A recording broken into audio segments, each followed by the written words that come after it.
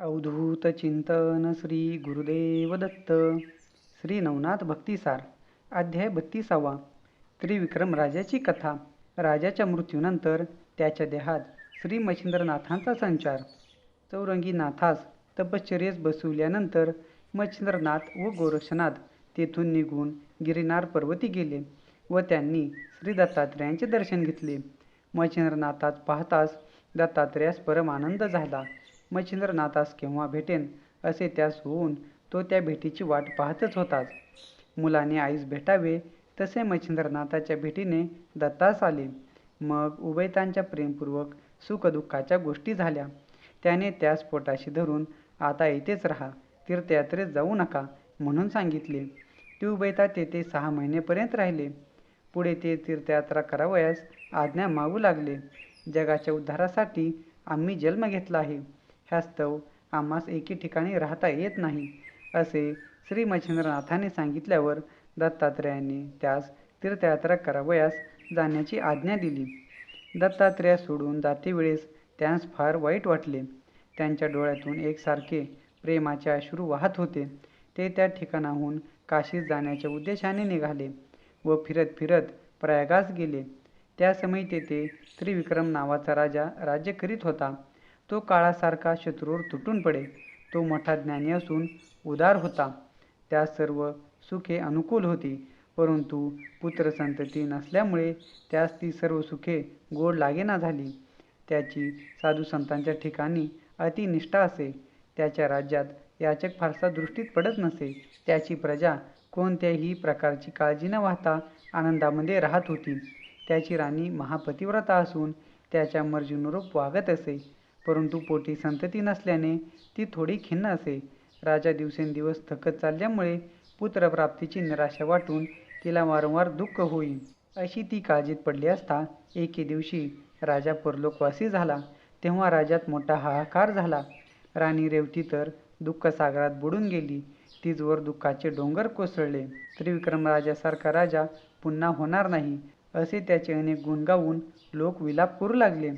साऱ्या प्रयागभर रडारड झाली. त्या संधीस मच्छिंद्रनाथ व गोरक्षनाथ त्या शहरात प्रविष्ट झाले. त्यावेळी मच्छिंद्रनाथास तेथील परिस्थिती ऐकून कळवळा आला.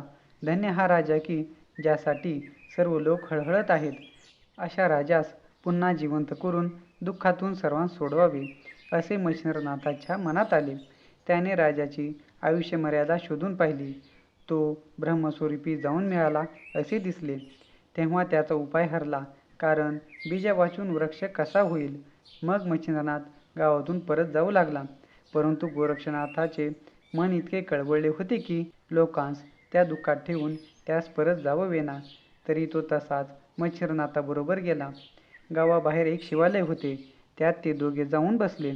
तेथून जवळच राजाच्या प्रेतास संस्कार करण्यासाठी नेऊन ठेवले होते. प्रेतासमागमे पुष्कळ मंडळी होती. त्याचे ते दुःख गोरक्षनाथाच्याने पाहावेना व राजाचे प्रेत उठवण्यासाठी त्याने मच्छिंद्रनाथास सांगून पाहिले. पण मच्छिंद्रनाथाने त्यास खुणेने उगाच बसावयास सांगितले, परंतु गोरक्षनाथास निमूटपणे बसवेना. तो म्हणाला, जर तुम्ही ह्यास उठवीत नसाल तर मी ह्यास उठवून सर्वांच्या दुःखाचा परिहार करतो. ते ऐकून राजास उठविण्याचे तुझे सामर्थ्य नाही असे मच्छिंद्रनाथ म्हणाले.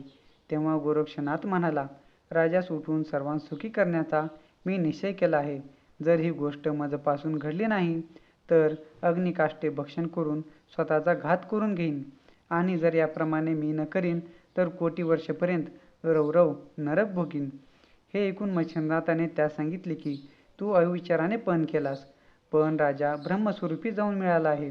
मग गोरक्षनाथाने अंतर्दृष्टीने पाहिले असता ती गोष्ट खरी दिसली. तेव्हा त्याची फार निराशा झाली. नंतर गोरक्षनाथाने प्रतिज्ञा शेवटास नेण्यासाठी काष्टे गोळा केली.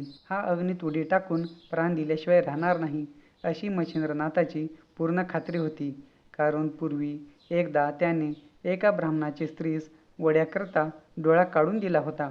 हा अनुभव मच्छिंद्रनाथास आलेला असल्यामुळे त्याने गोरक्षनाथास जवळ बोलावून म्हटले की लोकांच्या कल्याणाकरता तू आपल्या जीवावर उदार झाला आहेस, म्हणून मी आता तुला एक युक्ती सांगतो. तसे वाग, म्हणजे तुझ्या मनाप्रमाणे गोष्ट घडून येऊन राजा जिवंत होईल व लोकांचे दुःखे निवारण होईल. मी स्वतः राजाच्या देहात प्रवेश करतो, परंतु तू माझे हे शरीर 12 वर्षेपर्यंत जतन करून ठेव. 12 वर्षानंतर मी पुन्हा माझ्या देहात प्रवेश करीन. मग आपल्याकडून होईल तितके आपण या जगाचे कल्याण करूया. त्याच्या युक्तीस गोरक्षनाथ अनुकूल झाला. मग मच्छिंद्रनाथाने आपले शरीर सोडून राजाच्या मृत शरीरात संचार केला. त्यामुळे राजा लागलाच स्मशानात उठून बसला. तेव्हा सर्व लोकांस आनंद झाला. मग लोकांनी राजाचा एक सुवर्णाचा पुतळा करून जाळला. स्मशानातील क्रिया उरकून घेतली व सर्वजण आनंदाने घरोघर गेले. इकडे शिवालयामध्ये गोरक्षनाथ मच्छिंद्रनाथाचे शरीर कोणत्या रीतीने रक्षण करावे या विचारात पडला होता. इतक्यात एक गुरुवीण तेथे आली. तिला पाहून माझ्या मच्छिंद्र गुरुने त्रिविक्रम राजाच्या देहात प्रवेश केला आहे इत्यादी सर्व वृत्तांत त्याने तिला निवेदन केला. आणि शेवटी तो तिला म्हणाला की 12 वर्षेपर्यंत माझ्या गुरुचे प्रेत मला सांभाळून ठेवले पाहिजे. तरी एखादे निवांत स्थळ मला दाखवू. ही गोष्ट गुप्त ठेवावयास पाहिजे, म्हणून तू कोणापाशी बोलू नकोस. जरी ही गोष्ट उघडकीस येईल तर मोठा अनर्थ घडून येईल. मग ती गुरुवीण गोरक्षनाथाच्या म्हणण्याप्रमाणे वागण्यास कबूल झाली. त्या शिवालयात एक भुयार होते. तेथे ते प्रेत छपवून ठेवण्यास गुरुविणीने सांगून ती जागा त्यास दाखविल्यावर गोरक्षनाथाने ते प्रेत तेथे नेऊन ठेवले. ते स्थळ त्याच्याशिवाय दुसऱ्या कोणास ठाऊक नव्हते. त्यावेळी गुरुविणीने गोरक्षनाथास विचारले की 12 वर्षे पवे तो हा देह जतन करून ठेवायचा असे तुम्ही म्हणता, परंतु इतके दिवस हे शरीर कसे टिकेल हे मला कळत नाही. हे ऐकून गोरक्षनाथाने तिला सांगितले की माझा गुरु मच्छिंद्रनाथ चिरंजीव आहे. त्याच्या शरीराचा नाश कदापि व्हायचा नाही. परंतु ही गोष्ट तुला आणि मलाच ठाऊक आहे. दुसऱ्या कोणाच्याही कानी जाऊ नये, म्हणून तू फार खबरदारी ठेव. इकडे जिवंत झालेला त्रिविक्रम राजा राजवाड्यात गेल्यानंतर मनात काही किंतु न आणता सर्व कारभार पाहू लागला. राणीबरोबर त्याची त्रिविक्रमाप्रमाणेच भाषणे होऊ लागली. तो पूर्ण ज्ञानी असल्याने राजाच्या शरीरात प्रवेश केल्यानंतर माहितीगाराप्रमाणे सर्व व्यवस्था चालवू लागला व राज्यप्रकरणी सर्व कारभार सुरळीत चालू झाला. पुढे एके दिवशी त्रिविक्रम राजाच्या स्वरूपात मच्छिंद्रनाथ त्या देवालयात गेला व गोरक्षनाथात तेथे पाहून विचारपूस करू लागला. गोरक्षनाथाने त्यास उत्तरे देऊन आपण कोण, कोठले ह्याचा खुलासा केला. तसेच मच्छिंद्रनाथाचे शरीर सांभाळून ठेवले होते ती जागाही नेऊन दाखविली व बरोबर भाषेत सर्व हकीकत सांगितली. मग राजा क्षणभर तेथे बसून आपल्या राजवाड्यात गेला. याप्रमाणे राजा नित्य शिवालयात जात असे व आपले शरीर ठेवलेली जागा पाहत असे. तो काही वेळ शिवालयाजवळ व काही वेळ गोरक्षाजवळ बसून प्रेमपूर्वक गोष्टी करीत असे. ह्याप्रमाणे 3 महिने एकसारखा क्रम चालला असता एके दिवशी गोरक्षनाथाने राजास सांगितले की आता आम्ही तीर्थयात्रेत जातो. आपण योग साधन करून स्वस्थ असावे व सोहित साधून स्वशरीराचे संरक्षण करावे. ते गोरक्षनाथाचे सर्व म्हणणे मच्छिंद्रनाथाने मान्य करून त्यास तीर्थयात्रा करावयास जाण्याची आज्ञा दिली व गोरक्षनाथ तीर्थयात्रेस गेला. पुढे 6 महिन्यांनी रेवती राणी गरोदर राहिली. 9 महिने पूर्ण होताच ती प्रसूत होऊन पुत्ररत्न झाले. 12व्या दिवशी मुलास पाळण्यात घालून धर्मनाथ असे नाव ठेवले. त्या मुलाचे वय 5 वर्षाचे झाल्यावर एके दिवशी राजा व राणी शिवालयात पूजा करावयास गेली. तेथे राणीने शिवाची पूजा केल्यावर प्रार्थना केली की हे शंकरा, हे उमापते, राजा त्रिविक्रम याच्या आधी मला मरण दे. मी सुवासिनी नसता मरणे हे उत्तम होईल. रेवती राणीने केलेली प्रार्थना ऐकताच तेथील गुरुविणीस खदाखदा हसू आले. ते पाहून राणीने तिला विचारले की काहीतरी आश्चर्य वाटल्याशिवाय तुला हसू येत नाही. तरी तुला कोणते नवल वाटले ते तू मनात संशय न धरता मला सांग. तेव्हा गुरुवीण म्हणाली की तुम्ही ती हकीकत विचारू नये व मला ही खरी हकीकत तुम्हापाशी बोलता येणार नाही, का की कदाचित अनर्थही घडून यावयाचा, म्हणून मला भय वाटते. आम्ही दुर्बळ असून तुम्ही सत्ताधीश आहात आणि मी सांगेन ती हकीकत ऐकून तुम्हास क्रोध आल्यास आमच्या जीवावर येऊन बेतायचे. ते ऐकून माझ्यापासून तुला कोणत्याही प्रकारचे दुःख, जीवास काही एक भीती होणार नाही, असे राणीने तिला वचन दिले. मग गुरुविणीने तिला मुळापासून शेवटपर्यंत संपूर्ण वृत्तांत निवेदन केला. शेवटी ती म्हणाली, त्रिविक्रम राजा मरण पावला असून त्याच्या देहात मच्छिंद्रनाथाने संचार केला आहे. ह्या कारणाने तू विधवा असता सुवासिनी म्हणवितेस. म्हणून मला हसू आले. परंतु तू आता इतकेच कर की ही गोष्ट कोणाजवळ बोलू नको. नंतर राणीच्या आग्रहावरून गुरविणीने तिला मच्छिंद्रनाथाचे शरीर भुयारात होते ते नेऊन दाखविले. ते पाहून रेवती उदास होऊन राजवाड्यात गेली. तिला चैन पडेना. नाना प्रकारच्या कल्पना तिच्या मनात येऊ लागल्या. ती म्हणाली, दुर्दैवाने पतिव्रतापणास मी अंतरले हे खचित. योगायोग होता त्याप्रमाणे घडून आले. पण पुढे येणाऱ्या परिस्थितीचा आत्तापासून बंदोबस्त केला पाहिजे. स्वस्थ बसून राहता कामा नये. वास्तविक पाहू गेले असता मच्छिंद्रनाथाचा हा हल्लीचा संसार आहे. परंतु 12 वर्षांनी पुन्हा येणारे संकट टाळले पाहिजे. मच्छिंद्रनाथ परकाया प्रवेश पूर्णपणे जाणत असल्यामुळे तो भुयारात ठेवलेल्या आपल्या शरीरात प्रवेश करेल. पण आपला मुलगा त्यावेळी लहान राहून मीही निराश्रित होऊन उघड्यावर पडेन. तरी मच्छिंद्रनाथाचा देह छिन्नभिन्न करून टाकला हाच एक उत्कृष्ट पर्याय दिसतो. देह नसल्यावर मच्छिंद्रनाथ कोठे जाणार? अशी कल्पना मनात आणून त्याच्या देहाचा नाश करून टाकण्याचा तिने पक्का निश्चय केला.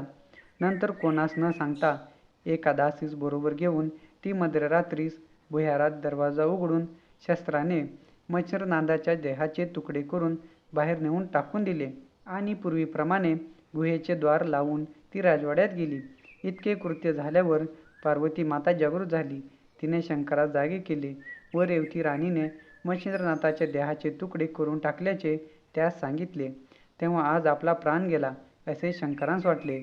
मग त्याने यक्षिणीस बोलावून मच्छिंद्रनाथाच्या देहाचे तुकडे एकत्र करून कैलासास पाठवून देण्याबद्दल पार्वतीस सांगितले.